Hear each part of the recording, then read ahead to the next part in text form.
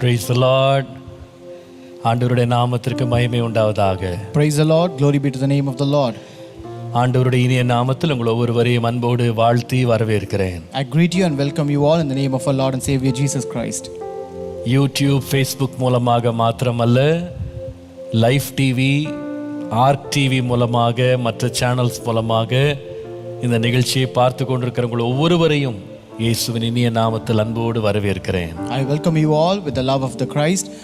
Everyone who is watching not only through this YouTube and Facebook but also through Live TV and Arc TV. கர்த்தர் இம்மட்டும் நம்மை நடத்தினார், இனிமேலும் நம்மை நடத்துவார். The Lord has led us so far and He will lead us henceforth. ஆண்டவருடைய அளவற்ற கிருபையினாலே இன்றோடு நாம் 3 வாரங்கள் வேதத்தை வாசிக்கவும், நீதிமொழிகள் புஸ்தகத்திலிருந்து 180 தியானங்களிலே 3 வாரங்களை நாம் நிறைவு செய்யவும் கர்த்தர் இன்றோடு கொடுத்த கிருபை பெரியது. By the grace of God, we are going to complete 3 weeks of the 180 days Bible reading challenge and also 3 weeks of the 180 devotions from the book of Proverbs, and the grace that the Lord has given is great. கர்த்தர் அளித்த அவருடைய கிருபைக்காய் கர்த்தரை ஸ்தோத்திரிக்கிறேன், அவரை வாழ்த்துகிறேன். I thank God for the grace that God has given us and I greet Him. கர்த்தருக்கே மகிமை உண்டாவதாக.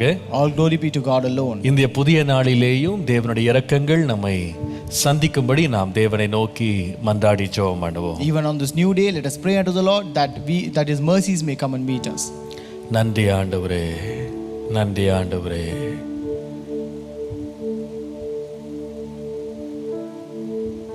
காலை நேரம் இன்ப ஜெப தியானமே, கருணை பொற்பாதம் காத்திருப்பே, அதிகாலையில் அறிவை உணர்த்தி அன்போடு இயேசு தினம் பேசுவார். அதிகாலையில் அறிவை உணர்த்தி அன்போடு இயேசு தினம் பேசுவார். காலை நேரம் இன்ப ஜெப தியானமே, எஜமான் என் இயேசு முகம் தேடுவேன், என் கண் கர்த்தாவின் கரம் நோக்குமே. எஜமான் என் இயேசு முகம் தேடுவேன், என் கண் கர்த்தாவின் கரம் நோக்குமே. எனக்கு ஒத்தாசை அவரால் கிடைக்கும், என்னை அழைத்தார் அவர் சேவைக்கு. எனக்கு ஒத்தாசை அவரால் கிடைக்கும், என்னை அழைத்தார் அவர் சேவைக்கு. காலை நேரம் இன்ப ஜெப தியானமே.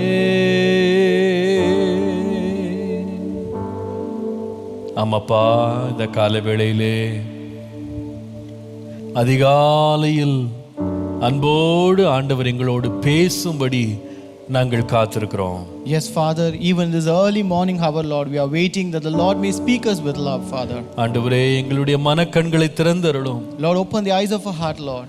எங்களுக்கு பிரயோஜனமானவைகளை எங்களுக்கு போதியும். Lord, teach us that is beneficial and useful to us, Lord. உம்முடைய நாமத்தை எங்கள் மத்தியிலே மகிமைப்படுத்தும். Glorify your name amidst us. இயேசுவின் நாமத்தில் பிதாவே. In Jesus' name we pray.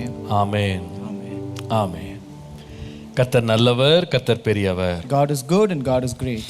ஆண்டவருடைய கிருபையினாலே ஒவ்வொரு நாளும் 180 நாட்களில் வேதத்தை வாசித்து முடிக்கிற முயற்சியை கர்த்தர் இந்த 3 வாரங்கள் நாம் எல்லாரும் சேர்ந்து செய்ய கர்த்தர் கிருபை கொடுத்திருக்கிறார். Graciously, the Lord has given us grace to complete and do 3 weeks of this Bible reading challenge together. ஆண்டவருடைய கிருபையினால நாம் இன்றைக்கு வந்து 4 வேத புஸ்தகங்கள் ஆதியாகமம், யாத்ராகமம், லேவியராகமம், எண்ணாகமம் முடித்து 5வது புஸ்தகமாகி உபாகமத்துக்குள்ள ஆண்டவர் பிரவேசிக்க பண்ணியிருக்கிறாரு. So by the grace of God, God has enabled us to complete 4 books of the Bible, that is Genesis, Exodus, Leviticus and Numbers, and has enabled us to enter into the book of Deuteronomy. இத போல ஒரு card நம்ம சர்ச்சில் இருந்து போட்டு ஒவ்வொரு நாளும் வாசித்து முடிக்க வேண்டிய பகுதிகளை நம்ம குறித்து காட்டி இருக்கிறோம். So we have printed such a kind of card and we have mentioned each and every day the schedule plan that we are supposed to read. ஒருவேளை உங்களுக்கு இந்த கார்டு கிடைக்கல அல்லது உங்களுக்கு வாங்க முடியாத இடத்துல நீங்க இருக்கிறீங்க என்று சொன்னா acabrc.com என்று சொல்லுகிற வெப்சைட்டுக்கு போய் நீங்கள் அதில் வந்து இந்த 180 டேஸ் பிளானை நீங்கள் டவுன்லோட் பண்ணி உங்கள் சிஸ்டமில் சேவ் பண்ணலாம், பிரிண்ட் பண்ணி வைத்து கொள்ளலாம். If in case you are not able to get this card or you are in a place where you cannot get this card, you can visit our website as www.acabrc.com and you can download this 180 days Bible reading plan from the website and save it in your mobile phone or take a printout or save it in a system. நீங்கள் எல்லாரும் இதில் பங்கெடுக்க வேண்டும் என்பதனுடைய வாஞ்சை. My desire is that everyone should take part in this challenge. 6 நாட்களுக்காக வேத பகுதி வச்சிருக்கிறோம். We have Bible portions for 6 days. ஒருவேளை இந்த 6 நாட்கள் ஏதாவது மீதம் ஆயிருச்சு, வாசிக்க முடியாத ஒரு குறை வந்துருச்சுன்னா நம்ம வந்து ஞாயிற்றுக்கிழமையில் வந்து காம்பன்சேஷன் டேன்னு வைத்து அன்றைக்கு நீங்கள் அது எல்லாத்தையும் முடித்துறதுக்கு ஒரு எக்ஸ்ட்ரா டே கொடுத்து உங்களுக்கு நாங்கள் வாய்ப்பை தருகிறோம். If in case you are not able to complete the portion for the week within that 6 days, we have a compensation day on 7th day, that is Sunday, where you can complete the remaining pending portions. ஆகவே நீங்கள் எல்லாரும் இதில் உற்சாகம் காட்டுங்க. குடும்பமாக, சபையாக, நண்பர்களாக, ஜெபக்குழுக்களாக நீங்கள் இதில் ஈடுபட்டு கர்த்தருடைய நாமத்தை உயர்த்தும்படி உங்களை தாழ்மையோடு கேட்டுக்கொள்கிறேன். Therefore everyone take part in this as family, as friends, as groups, as cells and as teams and also glorify the name of the Lord. ஒவ்வொரு நாளும் உங்களை உற்சாகப்படுத்துறதுக்காக நான் அதிகாலை தோறும் காலை 6 மணி முதல் 7 மணி இந்திய நேரப்படி நான் வந்து நீதிமொழிகள் புஸ்தகத்திலிருந்து 180 தியானங்களை எடுக்க வேண்டும் என்று கர்த்தரால் ஒரு ஏவுதல் பெற்றேன். In order to encourage you, at the same time I have received a consent from the Lord that I should take a devotion from the book of Proverbs for all the 180 days daily morning according to the Indian Standard Time from 6 a.m. to 7 a.m. நான் இதற்காக எதுவும் முன்பாகவே ஆயத்தம் செய்து நான் வரவில்லை. I have not prepared in prayer for this. ஆனால் ஒவ்வொரு நாளும் அதிகாலையிலே நான் நேரப்பட எழும்பி தேவ சமூகத்திலே உட்கார்ந்து அன்றன்றைக்குள்ள மன்னாவை கர்த்தரிடத்திலிருந்து பெற்று உங்களுக்கு நான் கொடுக்கிறேன். But every day I get up early in the morning and sit in the wait in the presence of God, receive that day's manna and I present it to you. அது உங்களுக்கு மாத்திரமல்ல, அது எனக்கும் ரொம்ப ஆசீர்வாதமா இருக்கு. It is not only a blessing to you but it's also a blessing to me as well. நீங்கள் அனுப்புகிற இமெயில்ஸ்க்காக, வாட்ஸ்அப் மெசேஜஸ்க்காக, நீங்க என்ன என்கரேஜ் பண்ற விதங்களுக்காக உங்களுக்கு ரொம்ப நன்றி உள்ளவனாக இருக்கிறேன். I am really thankful for all the emails and the SMS messages that you send me and the way that you encourage me through that. உங்களுடைய வார்த்தைகள் என்னுடைய சில வெளியில ரொம்ப பலவீனத்தின் நேரத்தில், சோர்வின் நேரங்களில், களைப்பா இருக்கும்போது கூட அந்த வார்த்தைகள் என்னை ரொம்ப உற்சாகப்படுத்தி தொடர்ந்து முன்னேற பண்ணுது. Even in times of my weariness, when I really very weak, when I'm not able to move, it is really your word that boosts me to do more. நான் உங்களை என்கரேஜ் பண்றேன், நீங்க எங்களை என்கரேஜ் பண்றீங்க. ஒருத்தர் நம்ம என்கரேஜ் பண்ணுவோம் கர்த்தருக்குள்ள. I encourage you and you encourage me and let us encourage each other in Christ. கர்த்தர் நல்லவர். God is good. 3 வாரம் எப்படிதான் கடந்துச்சுனே தெரியல. I don't know how we these 3 weeks went away. ஆனால் கர்த்தர் கிருபையாக கூட இருந்து நம்மை வழி நடத்தினார். But God has graciously been with us and led us. ஒவ்வொரு நாளும் இந்த நீதிமொழிகள் புஸ்தகத்தை வந்து நான் எடுக்கிற இந்த தியானங்களை நான் வந்து ப்ரீச்சர்ஸ் நோட்ஸ் அப்படின்னு சொல்லி வெப்சைட்டில் acabrc.com ப்ரீச்சர்ஸ் நோட்ஸ் அப்படின்னு தனியாக இதில் அத்தனை நோட்ஸையும் நான் என்ன இங்கே பேசுகிறேனோ, என் முன்னாடி இந்த சிஸ்டமில் என்ன இருக்கோ அதை அப்படியே நான் உங்களுக்கு ஆசீர்வாதமாக இருக்கும்படி பப்ளிஷ் பண்ணுறேன். So the daily devotions that I take here, I have it in the form of a notes that we also be published in the acabrc.com website under preachers notes tab. அதை நீங்கள் வாசித்து பிரயோஜனப்பட்டு கொள்ளுங்கள். You can also read that and be used. அதே வேளையில் இந்த ஆன்லைனில் இந்த செய்திகளை கேட்டுக்கொண்டிருந்த ஒரு ஒரு வாலிப பிள்ளை ரிதி என்று சொல்லுகிற ஒரு பிள்ளை கனடாவில் இருந்து அவள் தன்னுடைய சுயமாக நான் பேசுகிறதை வைத்து அவளுக்கு புரிந்த விதமாக அவள் ஒரு நோட்ஸ் எழுதி சம்மரைஸ் பண்ணி மிக நேர்த்தியாக அதை டிசைன் பண்ணி எனக்கு அனுப்பியிருந்தாள். Also, based upon my notes, there's a young girl from Canada named Riti. She also made a compilation of the notes in a very concise manner, and she has sent us the daily notes. அதை நான் பார்த்து எனக்கு ரொம்ப சந்தோஷமாயிருச்சு. And when I saw that, I was really happy. என்னுடைய பிரசங்கமே வேற ஒருத்தருடைய கருத்திலிருந்து வேறொருத்தரை கண்ணோட்டத்திலிருந்து படிக்கிறது எனக்கே ரொம்ப இன்ட்ரெஸ்டிங்காக இருந்துச்சு. It was really interesting for me to read my own sermon from others' perspective. ஆகவே நான் நினைச்சேன் இது நம்ம சபை உள்ள மற்றவங்களுக்கும் இது பிரயோஜனமா இருக்கும்னு எண்ணி இளம் பிள்ளைகளுடைய ஆசீர்வாதத்துக்காக இப்படி வாசித்து சுருக்கமாக ரத்தின சுருக்கத்தை வாசிக்க விரும்புகிறவங்களுக்கு இது பிரயோஜனமா இருக்கும்னு சொல்லி அந்த பிள்ளைகிட்ட நான் அதை கேட்டு வாங்கி ஒவ்வொரு நாள் அதை நாங்கள் பப்ளிஷ் பண்ணி கொண்டிருக்கிறோம். Therefore, in order that it may also benefit our young people, which is being given in a very precise and concise manner, we have also started publishing that.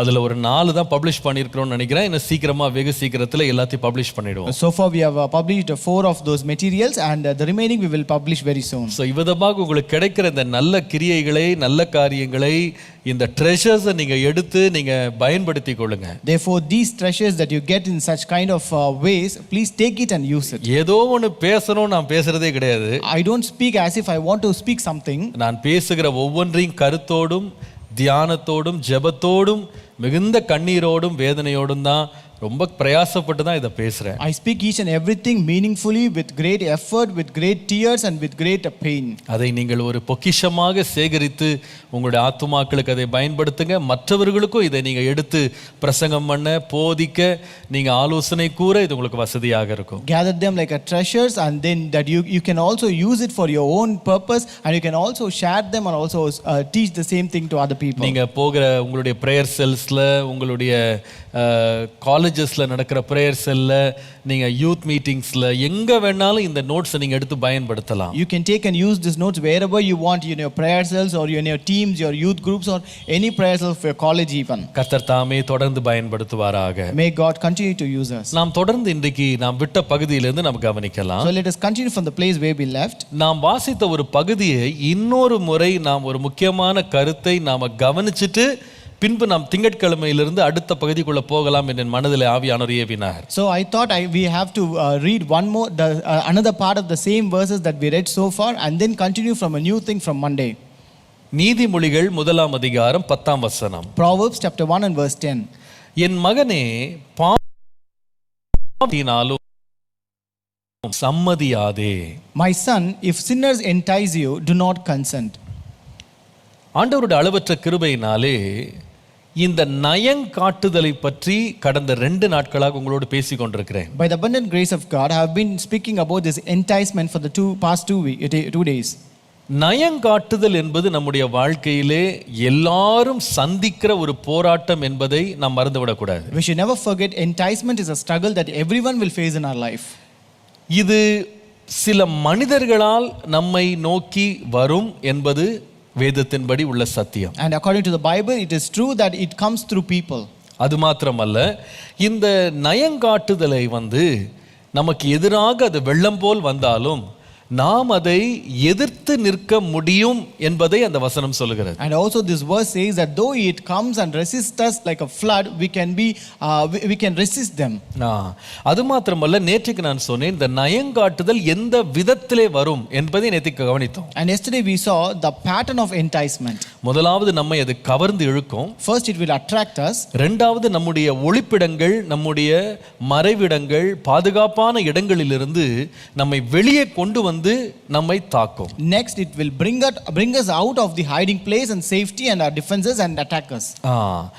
நாம் இந்த பிரச்சனையிலிருந்து நாம் வெளியே வருவதற்கு இதிலே கொடுக்கப்பட்ட ஒரு முக்கியமான வார்த்தை, வெளிவருவதற்கு ஒரு வார்த்தை என்ன தெரியுமா?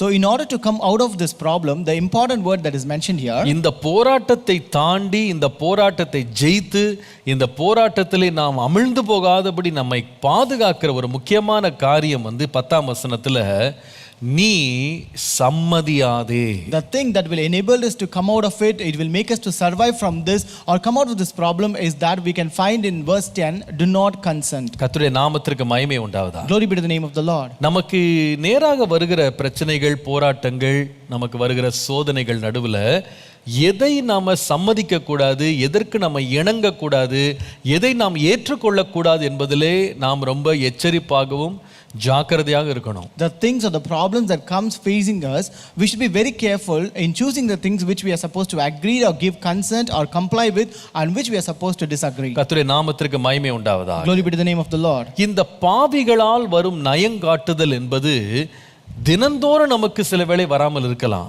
Maybe this enticement that comes to sinners may not come daily to us. ஒருவேளை ஒரு சிலர் நமக்கு நயங்காட்டுவது என்பது ஒரே ஆள் தினந்தோறும் நமக்கு தொடர்ந்து பிரச்சனை கொடுத்து கொண்டே இருக்காம இருக்கலாம். So when some people entice it may not be the case where the person will keep on entice me and give a problem daily. அது என்றைக்கோ ஒரு நாள் ஒருவர் நம்மை பார்த்து சொன்ன ஒரு தவறான காரியமாக கூட இருக்கலாம். It might be something wrong that they have told us someday.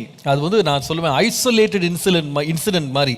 ஏதோ ஒன்று மூளை பெசகி ஒரு நாள் நல்ல மனுஷன் தான், ஆனால் ஒரு தப்பான ஒரு காரியத்தை என்கிட்ட சொன்னார், தப்பானதை கேட்டார், தப்பான விதத்தில் என்கிட்ட வந்து நெருங்கினாரு அப்படின்றது ஒரு ஐசோலேட்டட் இன்சிடென்ட்டாக சில வேளையில் இருக்கலாம். It is like an isolated incident where a person would have asked you something or behaved in a misbehaved with you or once in a while. அது வந்து ரெகுலர் கிடையாது. It is not a regular thing. அது வந்து வழக்கமாக அப்படி செய்கிறது கிடையாது. It is not a regular thing that happens. ஆனால் சிலர் இருக்கிறாங்க, அவங்க எப்படிப்பட்டவங்கன்னு சொன்னால் இதுதான் அவங்க வாழ்க்கை, இதுதான் அவங்க வழக்கம், இதுதான் அவங்க பழக்கம். But there are some people where this is their regular habit, this is their repeated thing, and this is their livelihood.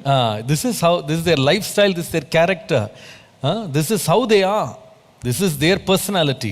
இது வந்து அவர்கள் தங்களை மாற்றிக்கொள்ள முடியாது, இதுவே அவருடைய வழக்கமாக மாறிடும். So this they cannot change it, that becomes their actual lifestyle. இப்படிப்பட்டவர்களை கூட நம்ம சந்திப்போம். Even we can meet such people. அப்ப நீங்க நல்லா கவனிக்கணும். You have to notice this. உண்மைதான், எல்லாருமே பெர்ஃபெக்ட் இல்லைன்றது உண்மைதான். It is true that no one is perfect. But there are some people, சில பேர் எப்படிப்பட்டவங்கன்னா கேஷுவலா அல்லது ரேரா ஒரு குறிப்பிட்ட நேரத்தில் ஒரு தவறு செய்யறவங்க பின்பு அதற்காக மனம் வருந்துறவங்க கூட நம்மை சுற்றி உள்ள நண்பர்கள் இருக்கிறாங்க. We have also friends and people around us who commit a mistake once in a while and also regret for the same. ஆனால் சிலர் இருக்கிறாங்க, இதையே அவருடைய வழக்கமாக வாழ்க்கையை வச்சுட்டு அதை பற்றி எந்த மனஸ்தாபமும் கொள்ளாதவர்களும் நம்மை சுற்றி வாழ்கிறாங்கன்றதை மறந்துடாதீங்க. But don't ever forget, we also have people around us who make it a regular habit and lifestyle and who don't even regret for the same. வேதத்தில் 2 சம்பவங்கள் இதுக்கு நான் காட்டுறேன். I'll show you 2 incidents from the Bible. ஒன்று நியாயாதிபதிகள் 16ஆம் அதிகாரம் 16ஆம் வசனத்துல. First is Judges chapter 16 and verse 16.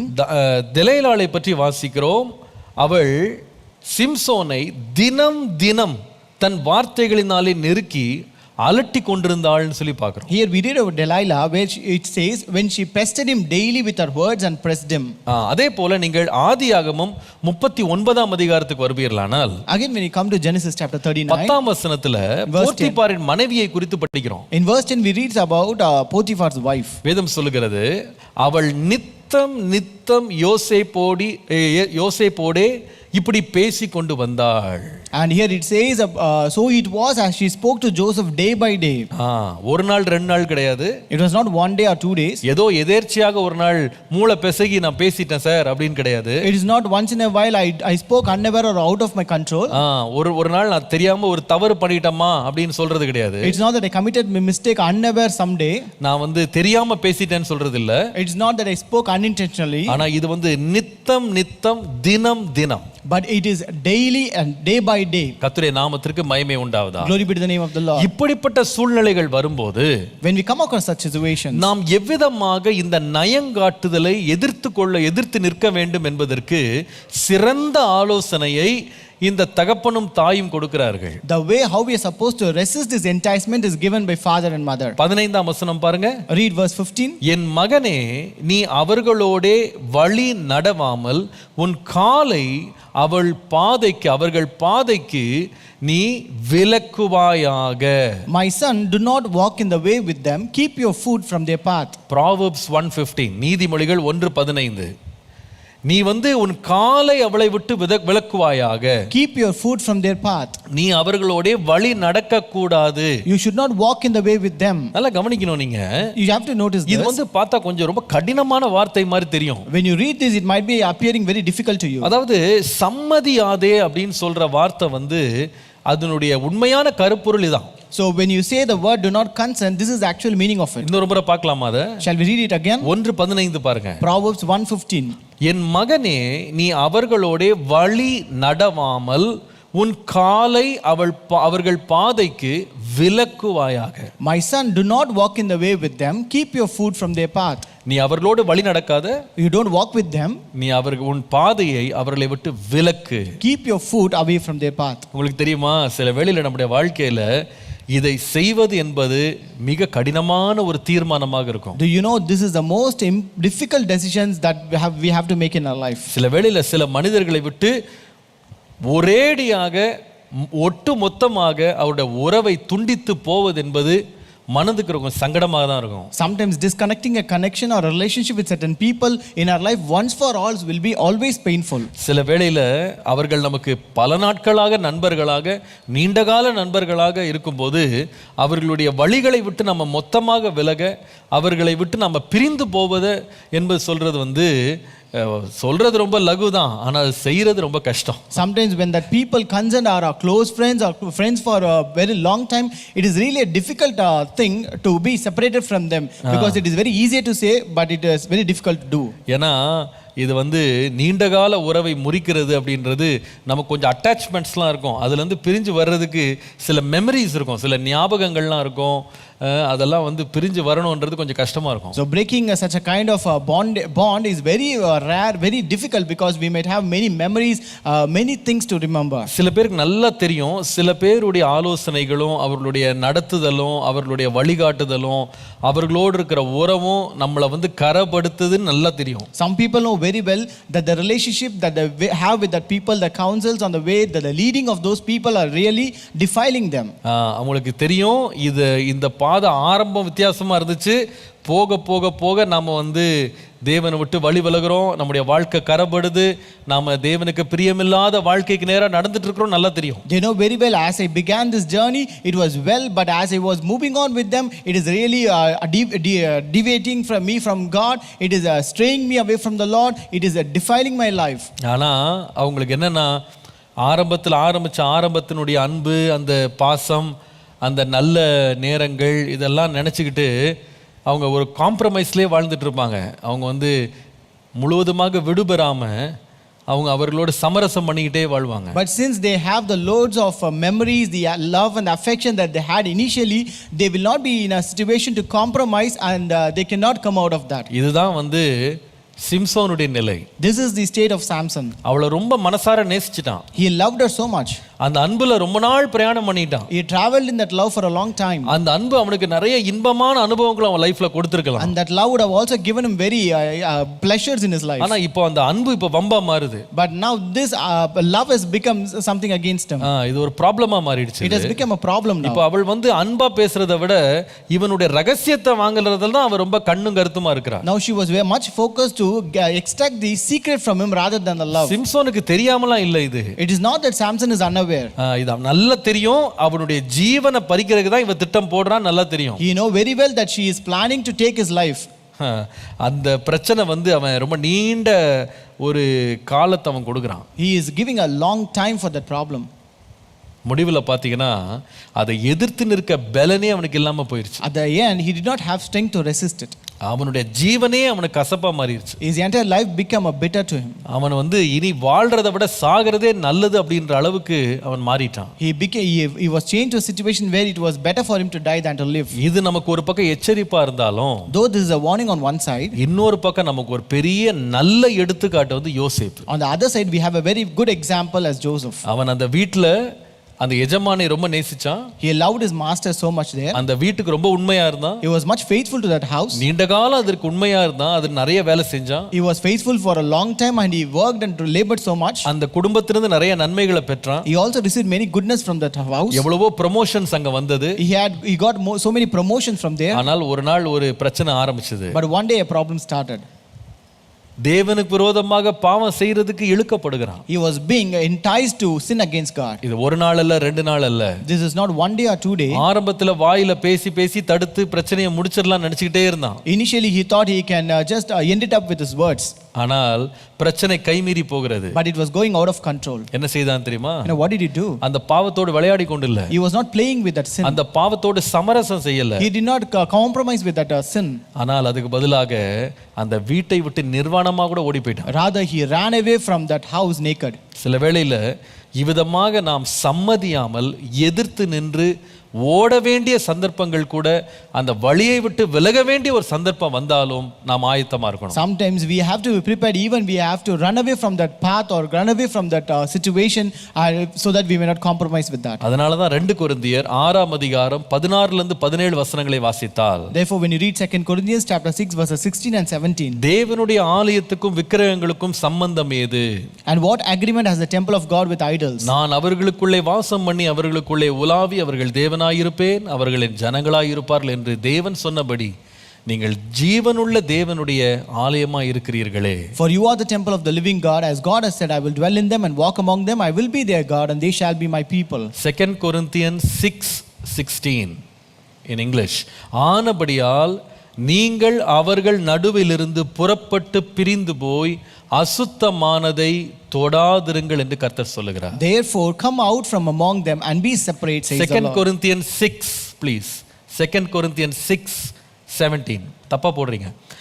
ஆகையால் நீங்கள் அவர்கள் நடுவிலிருந்து புறப்பட்டு பிரிந்து போய் அசுத்தமானதை தொடாதிருங்கள். Therefore come out from among them and be separate, says the Lord. Do not touch what is unclean. அசுத்தமானதை தொடாதிருங்க, பிரிந்து போங்க. Do not touch what is unclean. Come out from among them. கர்த்தருடைய நாமத்திற்கு மகிமை உண்டாவதாக. Glory be to the name of the Lord. இப்படிப்பட்ட சில heart and fast decisions நாம எடுக்காம நாம நிச்சயமா முன்னேறவே முடியாது. Without taking such kind of hard and fast decisions, we cannot progress in our life. நம்முடைய ஆவிக்குரிய வாழ்க்கை வளரவே வளராது. Our spiritual life will not grow at all. அதனால தான் நீங்கள் சங்கீதம் 1:1 வாசிக்கும்போது, That's why I read Psalm 1 and verse 1. துன்மார்க்கருடைய ஆலோசனையில் நடவாமல், பாவியினுடைய வழியில் நில்லாமல், பரியாசக்கார உட்காரும் இடத்துல உட்காராமல் இருந்தால்தான் கர்த்தருடைய வேதத்துல பிரியமா இருக்க முடியும், இரவும் பகலும் அதிலே தியானமா இருக்க முடியும். When a man who will not walk in the counsel of the ungodly, nor stands in the path of the sinners, and sits in the seat of the scornful, only then he can delight in the law of the Lord day and night, and he can meditate day and night. அதாவது 2 எஜமான்களுக்கு நீங்கள் ஒரே நேரத்துல ஊழியம் செய்யவே முடியாது. You cannot serve 2 masters at the same time. அதனால தான் யாக்கோபு எழுதும்போது,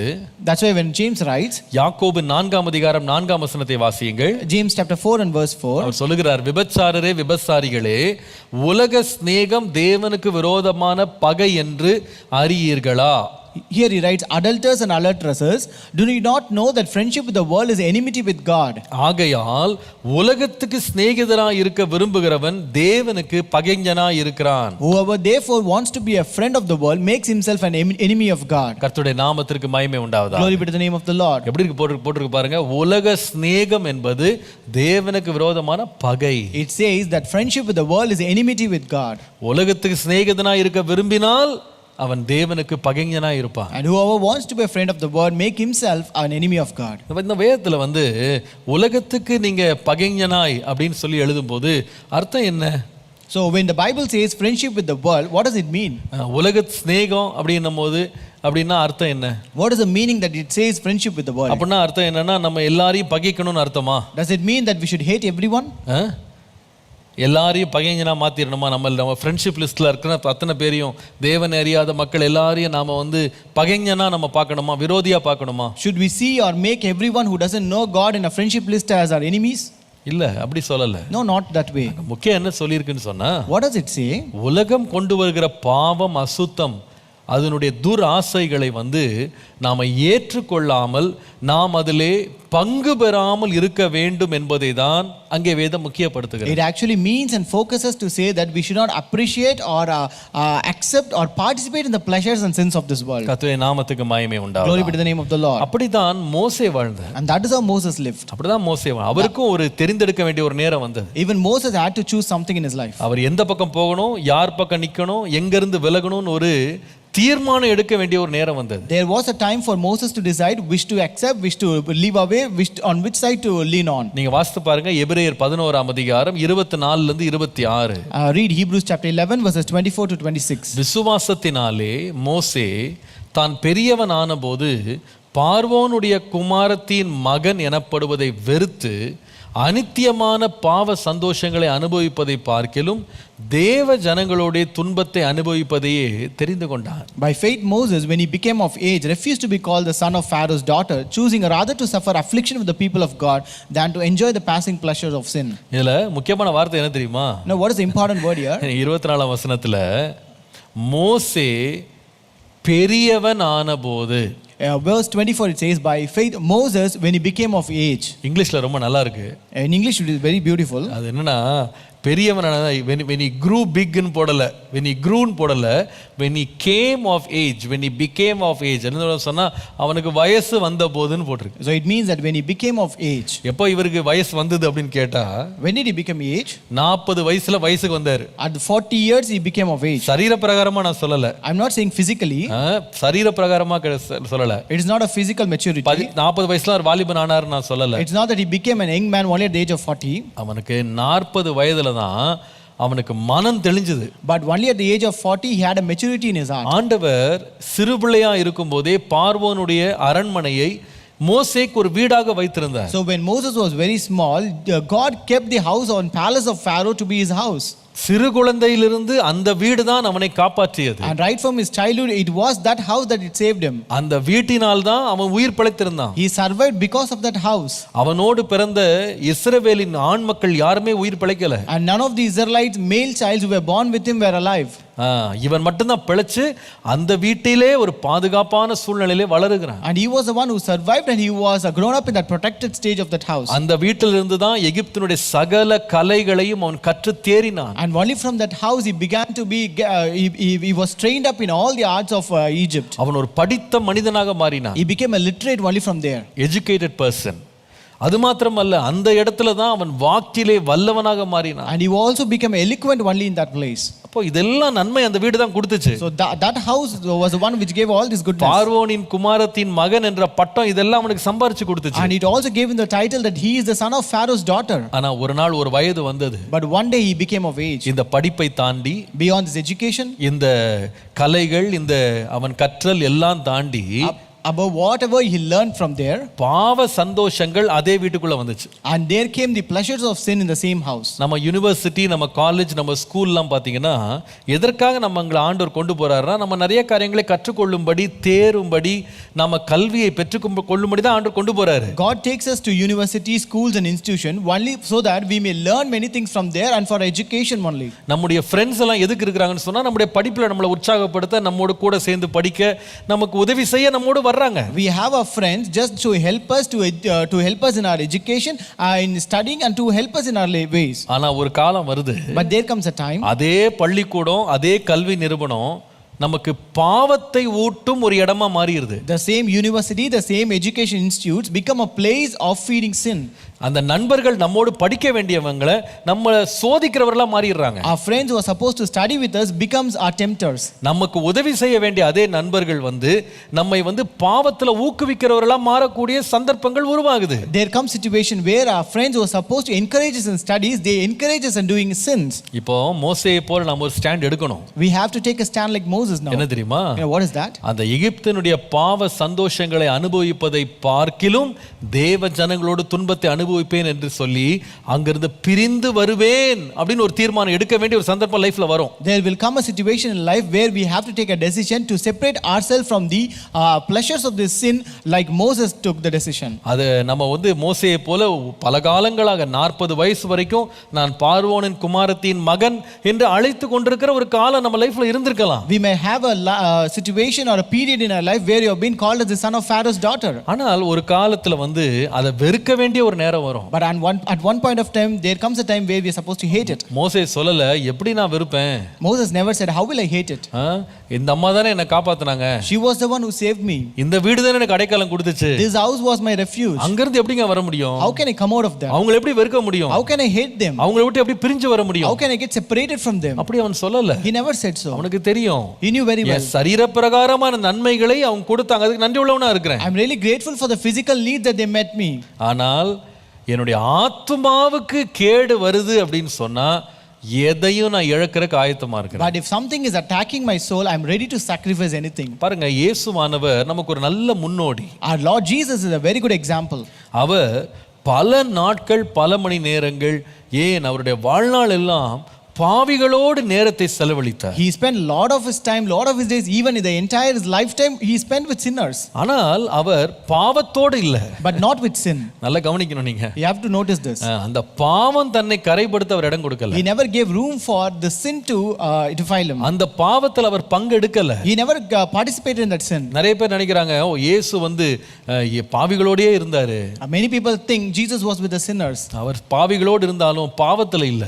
Though he was with sinners, he was not in sin. வேதம் சொல்லுகிறது. The Bible says. நீங்கள் எபிரேயர் 7 அதிகாரம் 26 வசனம் பாருங்க. Hebrews 7:26. வேதம் சொல்லுகிறது, பரிசுத்தரும் குற்றமற்றவரும் மாசில்லாதவரும் பாவிகளுக்கு விலகினவரும் என்று வாசிக்கிறோம். We read here that he was holy, harmless, undefiled, separate from sinners. இயேசுவாகிய பிரதான ஆசாரியர் எப்படிப்பட்டவர்? How was this Jesus the high priest? அவர் பாவிகளுக்கு விலகி இருந்தார். He was separated from sinners. இன்னொரு விதமாய் சொன்னால், in other words, அவருடைய பாவங்களுக்கு இணங்காமல் இருந்தார். he did not comply or give consent to the sins. அவர் பரிசுத்தத்திற்கு அவர் வந்து தன்னை ஒப்பு கொடுத்திருந்தார். He committed himself to holiness. அவரை ஒருவனும் கை நீட்டி குற்றம் சொல்ல முடியல.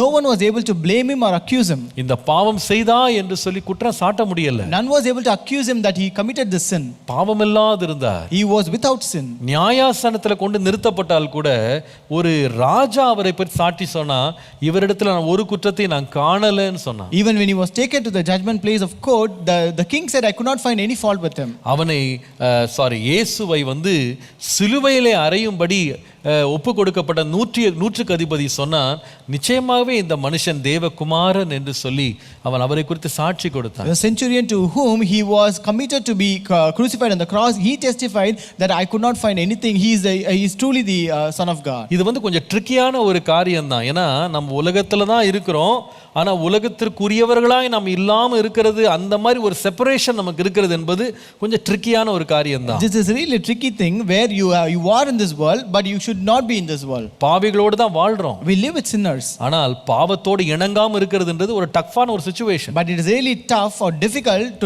to not comply with sin. இத பற்றி நான் காலையில அதிகாலையில உட்கார்ந்து தியானம் பண்ணிட்டு இருந்தேன். I was meditating about this morning. ஆண்டவரே, இதுக்கு எனக்கு ஒரு விளக்கம் கொடுங்கன்னு நான் யோசித்து ஆண்டவர்ட்ட ஜெபம் பண்ணிட்டு இருந்தேன். I was praying, Lord, give me some explanation for this. அப்ப ஆண்டவர் எனக்கு ஒரு சின்ன காரியத்தை எனக்கு விளக்கமா கொடுத்தாரு. So God gave me a small thing as an explanation. உதாரணமா பாருங்க. For example, ஒரு டாக்டர் இருக்காரு. you have a doctor. அவர் இந்த கொரோனா பேஷண்ட்ஸ்க்கு போய் அவர் வந்து ட்ரீட்மென்ட் கொடுக்கிறார். So he goes and treats the corona patients. ஒரு நாளினுடைய பெரும் பகுதியை அந்த பேஷண்ட்ஸோட தான் அவர் செலவழிக்கிறார். He spends most of his day only with those patients. ஆனால் அவர் கொரோனா பேஷண்டா மாறுறது இல்ல. But he will never become a corona patient. He never become சொல்ல முடியாது. Most of the time he does not become. அநேக வேளை அவர் மாறுறது இல்ல. Most of the time he doesn't become. அவர் அதற்கு பதிலா என்ன செய்றார் தெரியுமா? But what he will do for that? அவர் இந்த 4 காரியம் செய்றார். He does 4 things. Number 1. First, முதலாவது, அவர் இந்த பேஷண்ட்டுக்குள்ள இருக்கிற அந்த கிருமி தன்னை தாக்காதபடி முதலாவது தன்னை தற்காத்து கொள்ளுகிறார். First he secures himself so that those germs may not affect him. அவருக்கு வேண்டிய பிபி கிட்ட போட்டுக்கிறாரு, மாஸ்க போட்டுக்கிறாரு, ஹேண்ட் சானிடைஸ் பண்றாரு, டிஸ்டன்ஸ்ல இருக்கிறாரு, அவருக்கு வேண்டிய ஃபேஸ் கார்டை போடுறாரு, அவர் வந்து தன்னை வந்து தனக்கு வேண்டிய ஷார்ட்ஸ் எடுத்துக்கிறாரு. எல்லாமே எடுத்துட்டு எதுக்கு இருக்கிறாருன்னா, தன்னை வந்து அந்த பிரச்சனை தன்னை தொடாம இருக்கிறதுக்கு தன்னை முதலாவது தற்காத்து கொள்ளுகிறார். So he secures himself by wearing the appropriate clothing. He puts on mask, he puts on the face guard, and also he takes the shorts, and he also sanitizes, he maintains the social distancing. It's because to secure himself from those germs. முதலாவது தன்னை அவர் தற்காத்து கொள்றார். First he secures himself. இரண்டாவது என்ன செய்கிறார்? Second, what does he do? தன்னுடைய பேஷண்ட்ஸ்க்கு அவருடைய இரக்கத்தையும் அவருடைய பரிவையும் அவர் வெளிப்படுத்துகிறார். Second, he shows them compassion and care. மூன்றாவது, Third, ஒரு மருத்துவராக அவர்களுக்கு பணி செய்கிறார். he serves them as a doctor. பேஷண்டா இல்ல, Not as a patient, டாக்டராக but as a doctor. தன்னுடைய நிலையை அவர் தற்காத்து கொள்றார். So he serves, he keeps up his place. நான்காவது, Fourth, அவர்களுடைய மரணத்திலிருந்து அவர்களை காப்பாற்றுகிறார். Fourth, he saves them from death. பாருங்க, நம்முடைய ரட்சகராக இயேசு கிறிஸ்து இதே போலதான் நம்ம மத்தியில வந்தார். So Jesus, our Lord and Savior Jesus Christ, also came likewise amidst us. அவர் சொன்னாரு, ஒரு வியாதிக்காரனுக்கு தான் மருத்துவன் தேவை. He said only a sick man needs a doctor. நான் நீதிமான்களை அல்ல, பாவிகளை ரட்சிக்கும்படி நான் வந்தேன். I did not come to save the righteous but the sinners. பாவிகளோட தான் அவர் இருந்தார். He was with the sinners. ஆனால் அவர் பாவத்துல இல்ல. But he was not committing sin. பாவிகளோடு பாவத்துல ஒன்றா இணைஞ்சு இல்ல. He was not participating with sinners in sin. அதுக்கு பதிலா பாவிகள் நடுவில் இருந்தாலும் பாவிகளினுடைய ரட்சகராக அவர் இருந்தார். Though he was amidst sinners, he was the savior of sinners. பாவிகளுக்கு நீதியை புகட்டுகிறவராக நின்றார். He stood as a Lord who was teaching the righteousness to them. பாவிகள் நடுவிலே இருந்தாலும் அவருடைய பாவத்தை மன்னிக்கிறவராக இருந்தார். Though he was amidst sinners, he was the one who was forgiving their sins. பாவத்திலிருந்து அவர்களை விடுவிக்கிறவராக இருந்தார். He was the one who was delivering them from sins. உலகத்துல நாம உலக நண்பர்களோடு பாவிகளோடு நாம் இருக்கலாம். So in this world we may be with the sinners and the people of this world. ஆனால் நாம் இயேசுவை போல மாற வேண்டும். But we should become like Jesus. அவர்களுடைய பாவிகளுடைய பாவங்களுக்கு நாம இணங்க கூடாது. We should not comply with the sins of the sinners. அதுதான் இந்த நீதிமொழிகளை வாசிக்கிறோம். That's what we read in Proverbs. உனக்கு விரோதமாக நயம் காட்டுதல் வரும்பா. The sinners will entice against you. பாவிகள் உனக்கு நயம் காட்டுவாங்க. The sinners will entice you. ஆனால் நீ சம்மதிக்க கூடாது. But do not consent. என்ன சம்மதிக்க கூடாது? What you should not consent? 1:15 1:15 says, நீ அவர்களுடைய வழி நடக்க சம்மதிக்க கூடாது. do not give consent to walk in the way with them. நீ உன் கால்களை அவர்கள் பாதையோடு இணைப்பதற்கு நீ சம்மதிக்காம அதற்கு விலகி இருக்கணும். Do not consent to go their path, but keep your foot from their path. கர்த்தருடைய நாமத்திற்கு மகிமை உண்டாவதாக. Glory be to the name of the Lord. இன்றைக்கு காலையில நம்முடைய உறவுகள், நம்முடைய சிநேகிதங்கள்ல நாம காட்ட வேண்டிய எல்லைகளை குறித்து ஒரு 4 நடைமுறை சத்தியங்கள், ஆலோசனைகளை உங்களுக்கு முன்பாக வைத்து நான் ஜெபிக்க விரும்புறேன். So this morning I want to present before you 4 practical tips in setting limits in our relationships or friendships. இது உங்களுக்கு பிரயோஜனமா இருக்கும் என்று நம்புகிறேன். I think this will be useful to you. எழுதி கொள்ளுங்க. Write it down. முதலாவது, First of all, நண்பர்களோடு சேர்ந்து, சிநேகிதர்களோடு சேர்ந்து அதிகாரங்களுக்கு விரோதமாக எழும்புவதை உங்கள் வாழ்க்கையிலே தவிர்த்து விடுங்கள். do not be entrapped in participating in rebellion against authority. Let me repeat. நண்பர்களோடு சிநேகிதர்களோடு சேர்ந்து கொண்டு அதிகாரங்களுக்கு விரோதமாய் செயல்படுவதை உங்கள் வாழ்க்கையில தவிர்த்து விடுங்க. Do not be entrapped in participating in rebellion against authority. எண்ணாகமம் 16:11 வாசித்தீங்கன்னா, In Numbers 16:11 we read, வேதம் சொல்லுகிறது, நீயும் உன் கூட்டத்தார் அனைவரும் கர்த்தருக்கு விரோதமாகவே கூட்டம் கூடினீர்கள், ஆரோனுக்கு விரோதமாக நீங்கள் முறுமுறுக்கிறதுக்கு அவன் எம்மாத்திரம் என்றார். Therefore you and all your company are gathered together against the Lord, and what is Aaron that you complain against him? சில வேளையில கூட்டம் கூடும். Sometimes people will gather. தேவனுக்கு விரோதமாகவும் தேவன் ஏற்படுத்தின அதிகாரங்களுக்கு விரோதமாகவும் நம்ம நண்பர்கள் கூடுவாங்க. So sometimes even friends will gather against the Lord and also the authority that the Lord has made. ஆனா நீங்க உங்க பாதி அதிலிருந்து விலக்கணும். But you have to stay away from that path. நம்ம ஃப்ரெண்ட்ஸா உட்கார்ந்து ஜாலியா பேசுறதுன்னு ஒன்னு இருக்கு. So it is usual that as friends we sit together and speak of funny. You know, have fun. அது வேற. So having fun is different. ஆனா கூட்டமா சேர்ந்துட்டு உங்களுடைய டீச்சரை, உங்க ப்ரொஃபஸரை, உங்களுடைய அதிகாரியை எதிர்த்து நின்று அவர்களுக்கு தொந்தரவு கொடுக்கிறது, அவங்க அதிகாரத்தை மட்டுப்படுத்துறதுன்றது அது வேற. But participating in rebellion against the authority like your masters, your teachers, your staffs, that is something different. அதுல நீங்க எச்சரிப்பா இருக்கணும். You should be very careful in that. என் கால் அதுக்கு நான் விலக்குறேன். I keep my foot away from that. நம்ம ஒண்ணா சேர்ந்து சாப்பிடலாம், நல்லா பேசி மகிழலாம். So we can have fun together, we can eat together and enjoy. ஆனால் இதுல நான் சம்மதிக்க மாட்டேன். But I will not give consent in that. இதுக்கு என் எல்லையை நான் வைக்கிறேன். I set my limit in this. ரெண்டாவது, Second, பிராக்டிகலான ரெண்டாவது காரியம், the second practical tip, உங்களுடைய நண்பனோ உங்கள் சிநேகிதனோ எந்த ஒரு தவறையும் செய்ய உங்களை கட்டாயப்படுத்த நீங்க இடம் கொடுக்காதீங்க. do not entertain any friend to pester or pressurize you. எந்த காரணத்தினாலும் உங்களை வந்து கட்டாயப்படுத்துறதுக்கு நீங்க இடத்தை கொடுக்காதீங்க. It might be any reason, but do not entertain any friend to pester or pressurize you. அதுல முக்கியமா சொல்லுவேன், And in that I tell you more. உங்களுக்கென்று நீங்கள் தேர்ந்தெடுத்த சில தேர்ந்தெடுப்புகள், உங்களுடைய வாழ்க்கை முறைகள், உங்கள் வழக்கங்கள், உங்கள் நம்பிக்கைகளை அவர்கள் வந்து உடைப்பதற்கு நீங்க இடம் கொடுக்க. Don't give room for them to trade your principles, your priorities, your beliefs and practices in your life. உங்களுக்கு தெரியணும் எது என்னுடைய நம்பிக்கை, You should know what is your belief. எது என்னுடைய முக்கியத்துவம், You should know what is your priority. எது எனக்கு பிரியமானது, You should know what is the thing that I like. எது தேவனுக்கு அடுத்தது, What is God's. அதுல யாருமே என்னை கட்டாயப்படுத்தி என்னை வலிய வந்து அந்த வலிய விட்டு விலகிறதுக்கு நான் யாருக்கு இடம் கொடுக்க மாட்டேன். I will never give room for anyone to pester me and make me to take away from that path. நான் ஏற்கனவே சொன்னது போல, As I told you already, நியாயாதிபதிகள் 16:16 in Judges 16 and verse 16, நன்றா தெரியும் சிம்சோனுக்கு தெலேலாள் சொல்லுகிறது செய்கிறது அவள் கேட்கிறது எல்லாம் தேவனுக்கு பிரியமில்லாது என்று அவனுக்கு நல்லா தெரியும். Samson knew very well that whatever Delilah is asking or requesting or pressurizing him is something against God. அவனுடைய தலைமுடி அப்படின்றது அவன் தேவனோடு அவன் செய்த ஒரு உடன்படிக்கை, அவன் பெற்றோர் கர்த்தருக்கு முன்பாக கொடுத்த உடன்படிக்கை. The hair on his head is something, a covenant that he has made with the Lord, and the covenant that was made by his parents to the Lord. ஆண்டவர் எச்சரிப்பாய் சொல்லியிருந்தார், சவரகரின் கத்தி அவன் தலையின் மேல் படக்கூடாதுன்னு சொல்லியிருந்தார். The Lord said that you should not shave his head. எதை வேணாலும் அவன் காம்ப்ரமைஸ் பண்ணிக்கலாம், not this. You could have compromised in anything else but not in this. எந்த உதவி வேணா செஞ்சிருக்கலாம், ஆனா இதுக்கு மாத்திரம் இணங்கி இருக்க கூடாது. He could have helped in any other thing, but he should not have given consent in that. ஆனால் தேவனை பார்க்கிலும் அவளுடைய நேசம் அவனுக்கு ரொம்ப பெருசா தெரிஞ்சது. But her love appeared to be greater than the Lord. முடிவு என்ன தெரியுமா? You know what was the end? தன்னுடைய வாழ்க்கையின் ரகசியத்தை அவன் வெளிப்படுத்தினான். He revealed the secret of his life. முடிவு மரணம். At the end was death.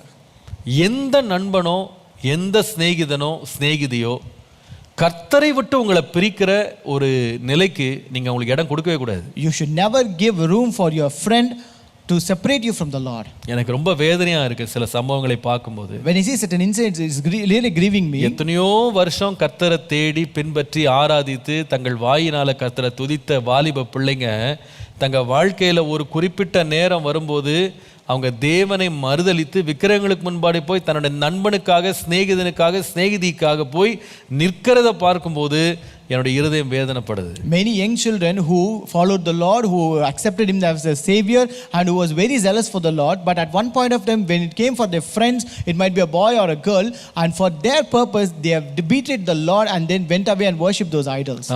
ஒரு சில காலம் வாழ போற ஒரு திருமண வாழ்க்கைக்காக நித்திய உடன்படிக்கையை உடைக்கிறவங்க இருக்கிறாங்க. There are people who break an eternal covenant just for a temporary wedded life. எத்தனை வருஷம் வாழ போறோம் ஒண்ணா? You know how many years you're going to live together? அந்த அநித்திய வாழ்க்கைக்காக தேவனோடு நாம் பெற்றிருந்த நித்திய உறவை உடைச்சு போடுறாங்க. They break the bond of eternal bond with God just for this temporary wedding life. நீங்க அதுக்கு எச்சரிப்பா இருக்கணும். We should be very careful about it. பாவிகள் உன்னை நயங்காட்டினால் நீ சம்மதியாதே. If sinners entice you, do not consent. உங்களுக்கு தெரியணும் எது என் எல்லைன்னு உங்களுக்கு தெரியணும். You should know what is your limit. நான் ஃப்ரெண்ட்ஷிப்பா இருக்கிறது வேற. Being a friend is different. அவர்களுக்கு நாம் உதவி செய்யறது வேற. Helping them is different. அவர்களுடைய துக்க நேரங்கள் அவர்களை விசாரிக்கிறது வேற. In the times of sorrow, you inquire them is different. ஆனா அவளுக்கு அடிமையா நீங்க மாறிட கூடாது. But you should not become their slave. அவள் இழுக்கிற பக்கம்லாம் நீங்க சாய கூடாது. You should not lean in whatever sides they just drag you. தேவனை விட்டே உங்களை விலக்குற அளவுக்கு நீங்க அங்க போக கூடாது. You should not go to the extent that they துணிகரமான பாவங்களை அவர்களோடு சேர்ந்து செய்வதற்கு நீங்க சம்மதிக்க கூடாது. You should not accept to commit presumptuous sin along with them. கர்த்தருடைய நாமத்துக்கு மகிமை உண்டாவதாக. Glory be to the name of the Lord. மூன்றாவது ஒரு practical tip. The third practical tip. உங்கள் நண்பனோடு இருக்கும்போது அவர்களுடைய ரகசிய அல்லது அவர்களுடைய தனிப்பட்ட வாழ்க்கைக்குள்ளே பிரவேசிப்பதில் எச்சரிப்பாருங்க. You should be careful not to enter into private space of your friend. மறுபடியும் சொல்றேன். I repeat it. அவர்களுக்கென்று இருக்கிற ஒரு தனிப்பட்ட எல்லைன்னு ஒன்று இருக்கும். அந்த எல்லைக்குள்ள நண்பன் அப்படின்ற காரணத்துக்காக தாண்டி கால வைக்காதீங்க. Do not enter into their private space just because you are their friend. உங்கள் நண்பனாக இருந்தாலும் no matter whether he might be a friend, உங்களுக்கு தெரியணும் என்னுடைய எல்லை என்னன்னு தெரியும். You should know what is your limit. விசேஷமாக உங்கள் நண்பர்களுடைய குடும்பத்தார் இடத்துல எச்சரிப்பா இருக்கணும். Especially with your friends' family. விசேஷமாக உங்கள் நண்பர்களோடு கூட பிறந்தவங்க இருக்காங்க பாருங்க, அவங்ககிட்ட நீங்க எல்லைக்குள்ள தான் இருக்கணும். And especially with the siblings of your friend, you should maintain that limit. உங்களுக்கு தெரியணும், this is my limit. இதுக்கு மேல நான் எல்லை கடப்பேனானால் இது என்னை வேதனைப்படுத்தும். You should know that this is your limit. If I cross this line, it will really be painful. இதற்கு ஒரு நல்ல உதாரணம் ஆதியாகமம் 39 யோசேப்பின் சம்பவம். This is a good example for this, Genesis 39 about Joseph. யோசேப்புக்கும் யோசேப்பினுடைய எஜமானாகிய போர்த்திபாருக்கும் நல்ல உறவு இருந்தது. So Joseph and the wife of Potiphar had a good relationship. போர்த்திபாருடைய முழு நம்பிக்கையை யோசேப்பு சம்பாதித்து வைத்திருந்தார். And Joseph has earned the entire faithfulness of Potiphar. அந்த மனுஷன் யோசேப்புக்கு வந்து எந்த அளவு நம்பிக்கை வைத்திருந்தானா யோசேப்பின் மேலனா, தன்னுடைய மேஜையில வர்ற ஆகாரத்தை தவிர வேற ஒன்றையுமே அவன் விசாரிக்கலையா. So he trusted Joseph so much that he never even committed everything of his hand to him and except his food alone. ஒரு வேலை ஸ்தலமாக மாத்திரமல்ல, அந்த வீடு அவன் தங்குகிற வீடாகவும் மாறிடுச்சு. It was not only like an office but also like a house for him. ஆனால் யோசேப்புக்கு எல்லை என்னன்னு தெரியும். But Joseph knew his limit. வேதம் சொல்லுகிறது, The Bible says 39:8 பாருங்களேன். verses 39 chapter 39 verse 8. அவனோ தன் எஜமானின் மனைவியின் சொல்லுக்கு இணங்காமல் அவளை நோக்கி சொல்லுகிற வார்த்தையை கவனிங்க. இதோ வீட்டில் என்னை இருக்கிறவைகளில் யாதொன்றை என்னிடத்தில் இருக்கிறவைகளில் யாதொன்றை குறித்தும் என் ஆண்டவன் விசாரியாமல் தமக்கு உண்டான எல்லாவற்றையும் என் கையிலே ஒப்புவித்திருக்கிறார். இந்த வீட்டிலே என்னிலும் பெரியவன் இல்லை. நீ அவருடைய மனைவியாய் இருக்கிறபடியால் உன்னை தவிர வேறு ஒன்றையும் அவர் எனக்கு விலக்கி வைக்கவில்லை. Genesis 39 verses 8 and 9. But he refused and said to his master's wife, Look, my master does not know what is with me in the house, and he has committed all that he has to my hand. There is no one greater in this house than I, nor has he kept back anything from me but you, because you are his wife. நல்லா கவனிங்க. Listen carefully. எல்லாத்தையும் என்கிட்ட கொடுத்துட்டாரு. He has committed everything to me. என் கைக்கு எதையுமே விலக்கல. So he has not kept anything away from my hand. ஆனா உன்னை தவிர எல்லாமே எனக்கு கொடுக்கப்பட்டிருக்கு. But everything is given to me except you. நீ அவருடைய மனைவி. You are his wife. எல்லாத்துக்கு மேல எனக்கு அதிகாரம் இருக்கு, உன் மேல எனக்கு அதிகாரம் இல்ல. I have authority over everything but not on you. எல்லாத்துக்கு மேல எனக்கு உரிமை இருக்கு, ஆனா உன் மேல எனக்கு உரிமை இல்ல. I have right over everything but not on you. அதனால இத நான் தாண்டுவேனானா இந்த பாவம் என் எஜமானுக்கு விரோதமான பாவம் மாத்திரம் இல்ல, தேவனுக்கு விரோதமான பாவமாகவும் மாறிடும். Therefore, if I cross this limit, this sin not only becomes a sin against my master but also against my God. இதுல என்ன பாடம்? What is the lesson? நீங்க சில பேர் ரொம்ப நல்ல க்ளோஸ் ஃப்ரெண்ட்ஸா இருக்கலாம். So you might be a close friend with someone. ஆனா நீங்க க்ளோஸ் ஃப்ரெண்டா இருக்கிறதுனால அந்த ஃப்ரெண்டுடைய மனைவியும் உங்களுக்கு க்ளோஸ் ஃப்ரெண்ட் கிடையாது. So since you are the close friend of that person, his wife cannot become your close friend. நீங்க கேர்ஃபுல்லா இருக்கணும் அதுல. You have to be careful. Friend தான்ப்பா. A friend is a friend. ஃப்ரெண்டுடைய மனைவியை வைக்க வேண்டிய மரியாதையை இந்த இடத்துல வச்சிரணும். And you have to pay the respect that you're supposed to give to friend's wife. Friend தான்ப்பா. Your friend is a friend. ஃப்ரெண்டுடைய அக்கா, ஃப்ரெண்டுடைய தங்கச்சி எல்லாம் உனக்கு ஃப்ரெண்ட் கிடையாது. But friends are sisters cannot become your friend. நீ வந்து கேர்ஃபுல்லா இருக்கணும். You should be very careful. Friend தான். Your friend is friend. ஃப்ரெண்டுடைய அண்ணன், ஃப்ரெண்டுடைய தம்பி எல்லாம் உங்களுக்கு ஃப்ரெண்ட் கிடையாது. But friend's brother cannot become your friend. நீ அந்த எல்லையில வச்சுக்கணும். You have to keep the limit. You should know யார் எனக்கு ஃப்ரெண்ட், அந்த ஃப்ரெண்டோட அந்த எல்லையோட நிறுத்திக்கணும். So you should know what is my limit and what is the limit with your friend. அந்த எல்லையை நீங்க தாண்டுவீங்களானா, if you cross that limit, உங்க வாழ்க்கையில நிச்சயமா தீங்கு அனுபவிப்பீங்க. you will surely come across evil. உங்களுக்கு தெரியணும் யார் வரைக்கும் நான் போகலாம், எது வரைக்கும் நான் போகலாம், எந்த இடத்துல நான் ஃபுல் ஸ்டாப் வைக்கணும்னு உங்களுக்கு தெரியணும். And you should know until what extent I can go, until whom I can go, and where I'm supposed to keep the full stop. ஆகவே உங்களுடைய நண்பர்களுடைய தனிப்பட்ட வாழ்க்கையின் எல்லைகளுக்குள்ள நீங்க கால் எடுத்து வைக்கிறதிலிருந்து சம்மதியாமல் வழி விலக வேண்டியது அவசியம். Therefore do not enter into private space of your friend and stay away from them. கடைசியாக ரொம்ப முக்கியமான ஒரு வார்த்தை. At last and most important thing, உங்களுடைய நண்பர்களோடு நீங்கள் வைத்திருக்கும் எல்லா சம்பாஷணைகளுக்கும் அல்லது உங்களுடைய உறவுகளுக்கும் உங்கள் சொந்த குடும்பத்தை மறைக்காமல் வைத்திருங்கள். Do not exclude your family in any plans or relationship with your friends. நல்லா கவனிக்கணும் இதை. Listen carefully. உங்க ஃப்ரெண்ட்ஸ்ட நீங்க வைத்திருக்கிற உறவுகள், நட்புகள், உங்களுடைய பேச்சுக்கள், உங்களுடைய சம்பந்தங்கள் இதை வந்து உங்க சொந்த வீட்டாருக்கு தெரியாம மறைக்க கூடாது. You should not exclude your family or conceal from your family the relationship, the conversation or the communication that you have with your friend. அதாவது இன்னொரு விதமா சொல்லுவேனானால், in other words I would tell, உங்களுடைய குடும்பத்தாரை பார்க்கிலும் உங்கள் நண்பர்களுக்கு உயர்ந்த இடம் நீங்க கொடுக்க கூடாது. You should not prioritize friends above family. அநேகர் செய்யற தப்பு இதுதான். Many commit the same mistake. அதாவது உதாரணமா ஒருத்தருக்கு வந்து 18 வயசுன்னு வச்சுக்கிடுங்களேன். For example, consider a person is 18 years old. உங்க அப்பா அம்மாவை எத்தனை நாளா உங்களுக்கு தெரியும்? You know your father and mother for how many years? 18 வருஷமா தெரியும். You know them for 18 years. ஆனா உங்க நண்பன் எவ்வளவு நாளா தெரியும்னா நிச்சயமா அதை விட குறைஞ்சுதான் தெரிஞ்சிரும். But you know your friend less than that. ஒருவேளை 5 வருஷம், maybe 5 years, 2 வருஷம், maybe 2 years, சில பேர்லாம் 6 மாசம், some might be 6 months even, சில பேர் ஒரு வாரம், some might be even 1 week. ஆனா 18 வருஷமா பழகின பெற்றோர் வந்து அந்நியர்களா மாறிடுவாங்க. ஒரு வாரம் பழகின ஒரு நண்பன் தங்களுக்கு ரொம்ப பிராண சிநேகிதனா மாறிடுவாங்க. Parents who were with him for 18 years become strangers, and this friend who was with him for just 1 week becomes his lovable friend. ஒரே ஒரு மாதம் மட்டும் அறிந்த அந்த நண்பன்ட்ட குடும்ப ரகசியங்கள் எல்லாம் போய் சொல்லிட்டு இருப்பாங்க. They will reveal all the secrets of the family to that friend whom he has acquainted only for 1 month. ஆனா 18 வருஷமா அறிந்து வைத்திருந்த குடும்பத்தாரிடத்துல அந்த ஒரு வாரம் பழகின நண்பனை பற்றி சொல்லவே மாட்டாங்க. But they will consider all the information about that 1 week friend to the entire family. சொல்லவே மாட்டாங்க. They will never reveal it. தங்களுடைய குடும்பத்தாரை நம்புவதை பார்க்கிலும் சில காலம் மாத்திரம் அறிந்த நண்பனை உயிருக்குயிரா நம்பி நேசிப்பாங்க. So they will trust their friend whom they know only for some time very belovedly, very deeply than their family. தங்களுடைய சிறிய கால நண்பர்களுடைய அன்பையும் அவர்களுடைய உறவையும் சம்பாதிக்கிறதுக்கு வாழ்நாளெல்லாம் வாழ்ந்து கொண்டிருந்த தங்களை ஆதரித்த தங்களை நேசித்த பராமரித்த குடும்பத்தை அவங்க வந்து விரோதிகளா மாத்திடுவாங்க. Just to gain the love and affection of their temporary friend who was them for a very small limited time, they make their entire family their enemies. எத்தனை குடும்பங்கள் அது நடக்கு தெரியுமா? You know how many families this is happening? தனக்காக உயிர் கொடுத்து நேசிக்கிற மனைவியை வந்து அவங்க துரோகியாக அந்நியனாக நினைச்சு ஆபீஸ்ல என்னமோ போன வாரம் பார்த்த ஒரு பெண்ணை வந்து ரொம்ப நேசிக்கிறவங்க இருக்கிறாங்க. They consider their own wife who loved them so much as some stranger, and but show love and affection to some other colleague in their office.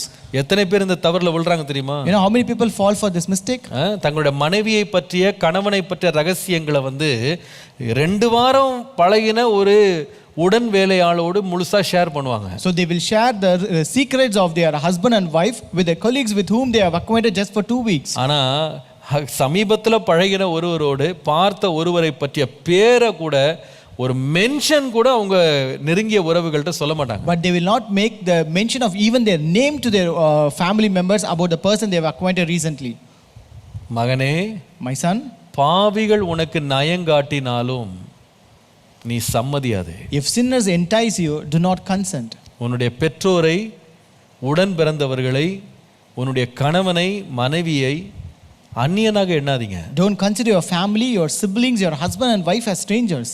எனக்கு தெரியும் இந்த தவறை செய்தவங்க தற்காலிகமான சில இன்பங்களையும் லாபங்களையும் அவங்க சம்பாரிச்சதை நான் பார்த்துருக்கேன். I know people who have committed this mistake have gained temporary pleasures and temporary gain. But ஒரு நாள் எல்லாமே தலைகளா மாறும். But one day everything will topple down. அந்த நேரத்துல துரோகம் செய்துட்டு ஓடினாங்க பாருங்க தங்க பெற்றோருக்கு, திரும்ப வருவதற்கு அவங்க முகம் இருக்காது. But at the time where they betrayed their family and ran away, they cannot again return back to them. They don't have the face to face them. அன்றைக்கு அந்த அன்புக்கு ஏங்குவாங்க, அந்த அன்பு கிடைக்காது. They will earn for that love that day, but they will not receive it. தற்காலிகமாக பெரிதாக ரொம்ப பிரம்மாண்டமா தெரிஞ்ச அந்த அன்பு பக்கத்துல போய் பார்க்கும்போது அந்த அன்பா தெரியாது. That temporary love which appeared to be a great one will not be found anymore. அது வெறும் வார்த்தைகளா தான் தெரியும். There would be just words. இத்தனை வருஷமா வார்த்தைகளால் அல்ல, தங்கள் வாழ்க்கையினாலும் தங்கள் தியாகத்தினாலும் உங்களை நேசிச்சாங்க பாருங்க, உங்களை நம்பினாங்க பாருங்க, உங்களுக்கு கொடுத்தாங்க பாருங்க, உங்களை பராமரிச்சாங்க பாருங்க. அவங்கள ஒரு 10 வார்த்தைக்காக, ஒரு ஃபோன் காலுக்காக அவங்கள பிட்ரே பண்ணாதீங்க, டினை பண்ணாதீங்க, ஃபர்கெட் பண்ணாதீங்க. So don't deny this family and your close family who have loved you, who have sacrificed everything for you, who have taken care of you just for phone calls or just for temporary relationships. உங்க வாழ்க்கையை ஒரு எல்லைக்குள்ள வைத்துக் கொள்ளுங்க. Keep your life within some limit. உங்கள் அத்தனை நண்பர்களுக்கும் இதை அனுப்புங்க. And send this to all your friends even. உங்க வாழ்க்கையை எச்சரிப்போடு நடத்துங்க. And lead your family with warning. என் மகனே, my son, என் மகளே, my daughter, பாவிகள் உன்னை நயங்காட்டினாலும் நீ சம்மதியாதே. If sinners entice you, do not consent. அவர்களை விட்டு விலகி வர ஆயத்தமாயிரு. Be ready to stay away from them. அவர்களுக்கென்று எல்லைகளை வைப்பதற்கு ஆயத்தமாயிரு. Be prepared to set limits for them.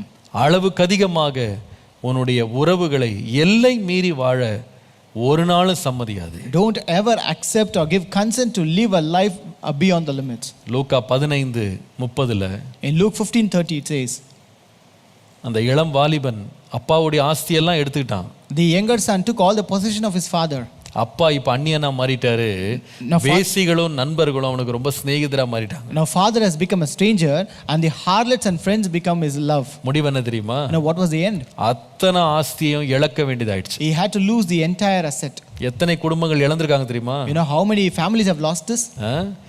கட்டின மனைவி, கட்டின கணவன், பெற்ற பிள்ளைகள், வீட்டார் எல்லாரையும் துரோகம் செய்து அத்தனை இழந்தவங்க இருக்கிறாங்க. There are people who betrayed their own husband, own wife, own children, own family, and they have lost everything in their life. தங்கள் மேல உயிருக்குயிரான அன்பை வைத்து தங்களுக்கு உண்மையா இருந்து தங்களை நேசித்து பராமரித்த உண்மை குடும்பத்தாருக்கு துரோகம் செய்து வழியிலே வந்த வஞ்சகர்களுக்கு இடம் கொடுத்து எல்லாவற்றையும் இழந்தவர்கள் எத்தனையோ பேர். There are many people who actually betrayed their family, who loved them, who sacrificed them, who did everything for them and just gave room for the enticers who came all the way. இந்த எச்சரிப்பை பெற்று கர்த்தருக்குள்ளே நாம் மறுபடியும் கட்டப்படுவோமா? Having received this caution and warning, let us be built up in the Lord. ஜெபம் பண்ணுவோம். Let us pray.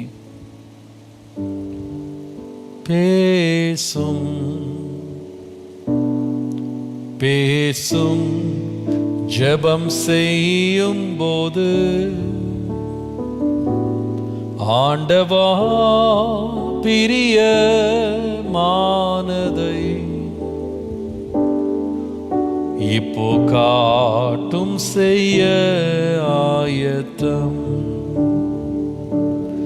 ஆண்டவா பிரியமானதை இப்போ காட்டும் செய்ய ஆயத்தம்.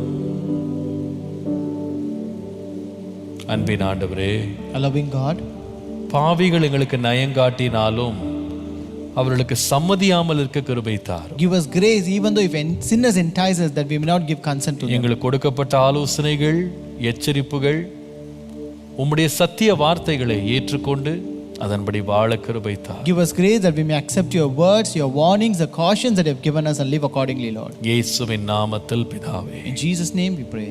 ஆமென். ஆமென். Praise the Lord. Praise the Lord. கர்த்தர் நல்லவர். God is good. இந்த நாள் நாம் வாசிக்க வேண்டிய வேத பகுதி The Bible portion for today, உபாகமத்தின் புஸ்தகம் 10ஆம் அதிகாரம் முதல் 18ஆம் அதிகாரம் வரைக்கும் வாசிக்க போறோம். from the book of Deuteronomy, chapter 10 to chapter 18. எல்லாரும் வாசிக்கணும். Everyone should read it உற்சாகமா முன்னேறணும். and you should willingly and interestedly do it. கர்த்தர் தொடர்ந்து கிருபை தருவார். Let God continue to give us grace. கர்த்தர் உங்களோடு இருந்து வழி நடத்துவாராக. May God be with you and lead you. Amen. Praise the Lord.